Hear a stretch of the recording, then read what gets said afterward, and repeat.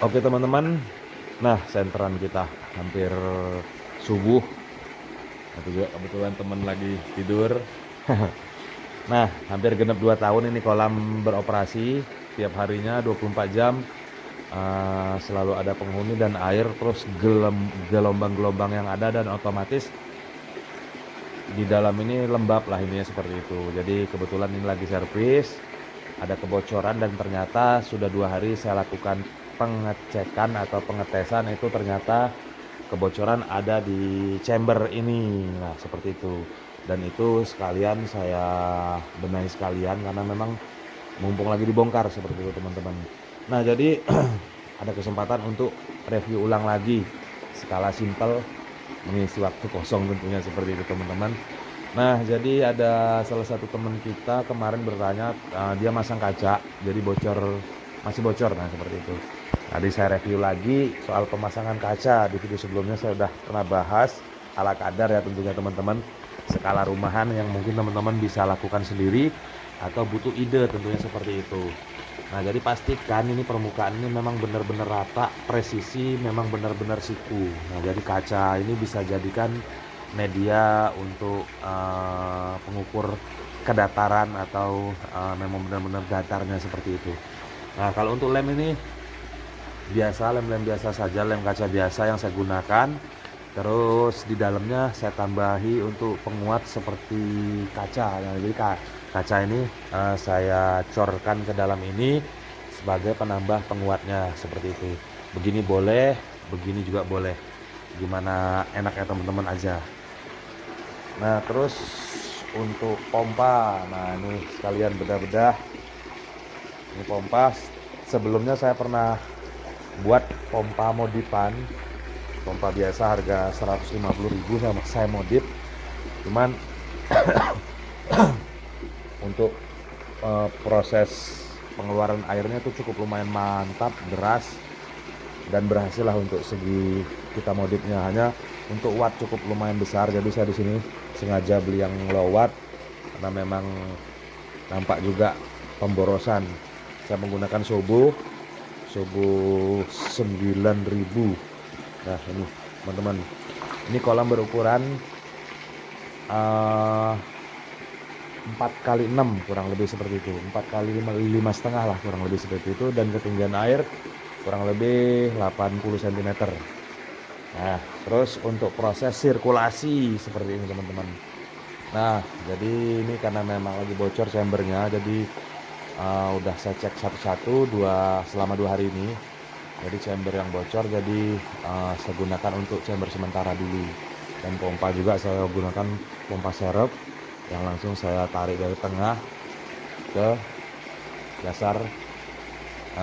dasar chamber sementara ini. Nah, untuk media filter itu saya hanya menggunakan full jaring nelayan, jadi nggak perlu yang aneh-aneh, yang penting air tetap bening jernih, kan tujuan seperti itu, dan ikan tetap sehat. Nah, seperti itu teman-teman. Nah, desain-desain untuk chamber ini masih sama yang saya terapkan di chamber-chamber saya. Nah, jadi cara kerja tetap pompa dari sini di chamber terakhir, dan kebetulan ini juga yang bocor. Nah, ini seperti ini, jadi mengalir ke bawah. Nah, jadi itu juga saya tambahkan baling-baling. Nah, karena memang saya juga di sini juga status jualan juga. Jadi ikan-ikan yang masih baru-baru datang saya gunakan untuk karantina, jadi baling-baling aktif. Dan jika udah beberapa hari ikan udah mulai normal, baling-baling saya matikan. Karena apa? Kalau sifat ikan koi ini sifat manja, jadi apa yang kita lakukan sehari-hari buat si ikan koi ini bakal keterusan. Takutnya saat mati lampu, baling-baling tidak hidup, atau pancuran seperti ini tidak hidup, itu mayoritas ikan bisa pingsan dan bisa mati. Nah, karena memang ini karena sementara, jadi biasanya memang saya tidak pernah menggunakan pancuran, tidak menggunakan baling-baling, dan aerator jika dia memang udah benar-benar nyaman di sini.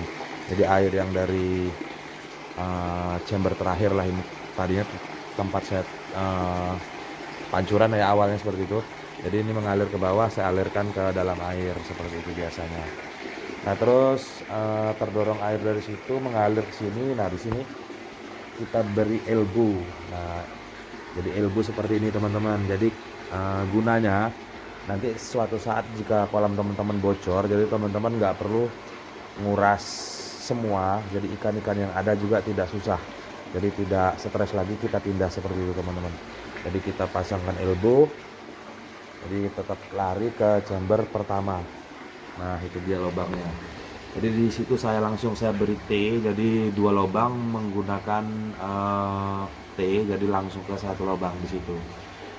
Ini kolam ya termasuk ide saya pribadi, buatan saya sendiri, biaya cukup lumayan murah. Nah, mungkin teman-teman di rumah yang ingin coba untuk buat kolam skala murah, cukup lumayan murah. Ini pipa kurang lebih habis cuma 2 batang aja.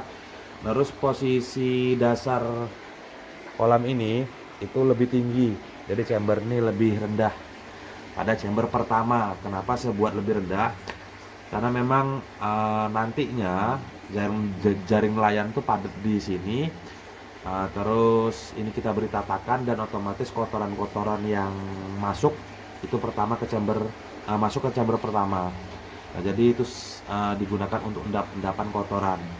Nah ini nanti lubang outnya, jadi cukup rajin membersihkan chamber pertama dan kedua saja seperti itu. Nah ini bisa teman-teman perhatikan, dan itu lubang skimmer, dan skimmer juga simple-simple aja yang saya buat karena di sini memang saya tidak terlalu update tentang cara kerjanya. Hanya di sini memang saya butuh fungsinya aja seperti itu. Jadi saya manfaatkan barang-barang bekas di rumah jadi untuk membuat filtrasi kolam koi skala murah seperti itu. Nah ini skimmernya.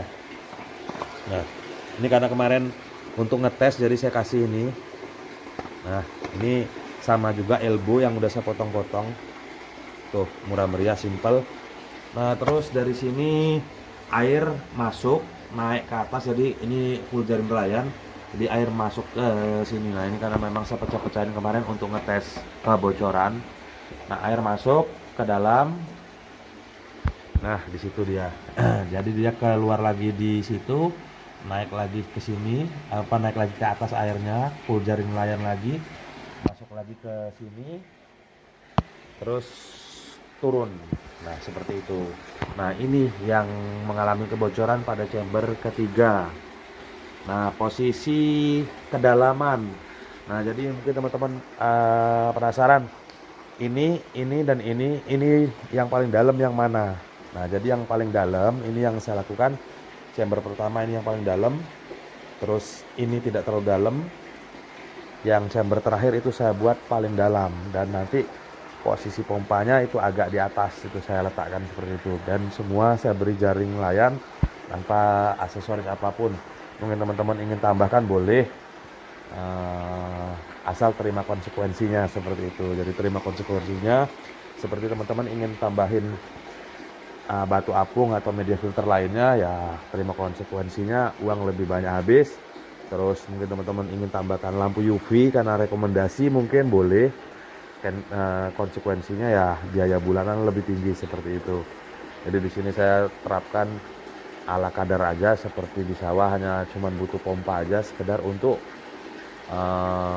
membersihkan kolam. Nah untuk pompa ini sendiri sebenarnya ini sih kalau saya ukur kurang lebih airnya lebih dari 10.000 liter kayaknya ya, seperti itu. Kalau untuk pompa sendiri dengan cara jalan filter yang filtrasi atau chamber-chamber ini sebenarnya tidak terlalu memerlukan pompa yang begitu besar. Karena apa? Dari dasar sini ini posisinya sudah menurun sini, tertahan di sini, di sini juga. Jadi ada tekanan tersendiri yang dihasilkan dari dorongan dari kolam. Nah seperti itu. Nah jadi ini kebetulan lagi ngeringin ini, jadi ini yang bocor ternyata seperti itu. Jadi ini yang agak bocor itu teman-teman. Nah mungkin untuk simple review ulang, isi waktu luang, mungkin teman-teman di rumah ada pertanyaan atau sharing-sharing di seputar ikan koi dan kolam koi, penyakit ikan koi, perawatan ikan koi skala rumahan gitu teman-teman. Nah, jadi mungkin teman-teman bisa sharing, bisa isi di kolom komentar. Juragan udah bangun. Nah, udah bangun, perutnya lapar. Makan. pas, clear. Nah, oke teman-teman, itu aja.